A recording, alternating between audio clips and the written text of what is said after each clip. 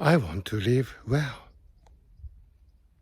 So I am in the ancient temple dedicated to the god of sun, Ra, in Luxor, Egypt, and here you can witness the grandeur of ancient Egyptian imagination, and it's quite incredible how people can go long distance, quite a long distance actually, to achieve these things. And some years ago, I wrote a book on Ikigai, the Japanese concept of the purpose of life, the reason you get up for in the morning. And walking in this great place, I think about the, this concept of Ikigai again. It came quite naturally to me at the end of this, my pilgrimage in this really great place of spiritual and cultural importance. And it's probably not very much to say that ancient Egyptians, of course, had the Ikigai. People discuss how people were, brought together to build this kind of masterpiece. And they say that, for example, they might have had some incentives like beer. They did have beer, I think, and at the end of a long laborious day, probably the workers were provided with beer, and that made the day. Or seriously, the belief in the god of sun, Ra, itself would have been a great source of Ikigai. But in either case, you needed to have certain sense of Ikigai, a very robust system of Ikigai, in order to sustain this kind of project. I understand that this was not a forced labor. Ancient Egyptians, they did not have this idea of forced labor. That's what I understand. But the Nile flooded from time to time, so that meant that the farmers couldn't work for a certain period of the year, so they needed to have some other revenue for work, and that's when these public projects came into context. So the pharaoh and the ruling people, they provide the farmers with the option of working for these places, and that would have been the Ikigai. The same goes for the pyramids and the Sphinx and so on. So if you think in that sense, I think it's fair to say that working for such projects would have been the people's Ikigai in the time of ancient Egypt, and that's quite interesting in today's world view. In the book, I wrote about Ikigai, which has been translated into many languages, and I'm honored to learn that in Germany, the German edition published by Dupont has been on the Spiegel bestseller list, and it has been, if I'm not mistaken, number one in its paperback form for 5 weeks now. And I'm really humbled and honored to learn that, because Germany is a country of which culture I greatly admire. I have been to the Bayreuth Festival 3 times, I think, and I love German literature.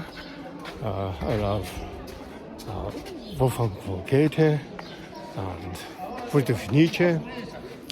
So I love these works, and it's such an honor to have my book on the bestseller list in Germany. Anyway, come back to Ikigai. I think, in that book, which has been a bestseller in German press, has been, about a private notion of ikigai, how we all go about our lives, doing things that would give us joy. The 5 pillars of ikigai described in that book gives you some idea what these pleasures would be. It doesn't have to be something financially rewarding or socially recognizable. It can be something quite private, and you can have your ikigai. And but coming to this place, I also feel that there's a social aspect to ikigai. How people go about the business of organizing things, organizing people's ikigai. I'm not saying that ancient Egyptians had a notion of ikigai in the context that I have written in my book, but I'm sure they had something equivalent to ikigai when the peoples of ancient Egypt went about the business of building these really, truly wonderful, magnificent things. So there is, in addition to the private, individual aspect of ikigai, systemic and social aspect, and that is something probably we can work on. Today we are talking about AI alignment, which is the idea how we can align AI, artificial intelligence systems, with humans by modulating and designing the reward systems, reward functions. And that is a very important research challenge in which I am also interested in. But, alignment is a general problem, universal challenge. And how can we align ourselves with that ikigai? It's an interesting question.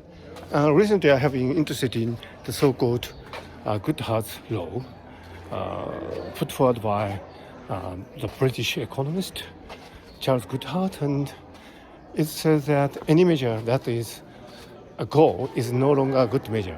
So we shouldn't make something an explicit goal in order for that to be a really great, robust guiding principle for ourselves. So I think that is true for ikigai too.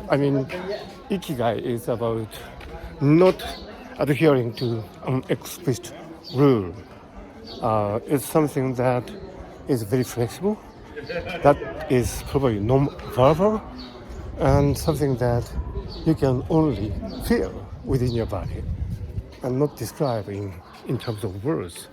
So that, I think, is a really interesting and crucial vision when you discuss things in ancient Egypt. We say that, this temple was constructed for this sun god, Ra. That's great, but you cannot say that the people of ancient Egypt had only that as a vision.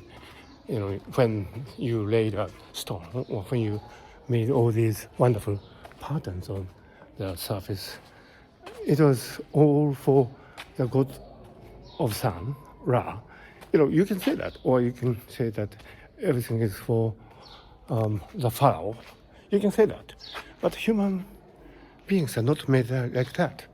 We are made in such subtle ways that our mood change from time to time, and we update ourselves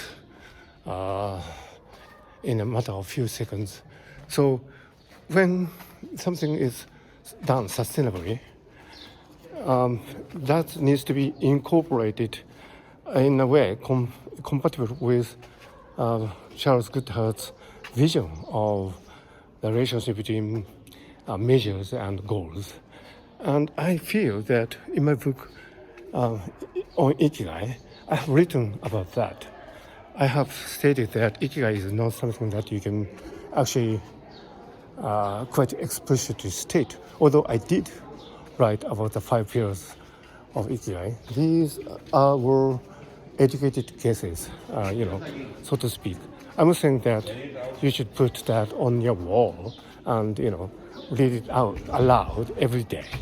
Ikigai is something that is constantly evolving and constantly flexibly adapting. So it's really rewarding to think about Ikigai among the great columns of this great hypocycle in Karnak. And I'm happy to have shared this vision into how we live in this great ancient cultural relic and living tradition in Egypt.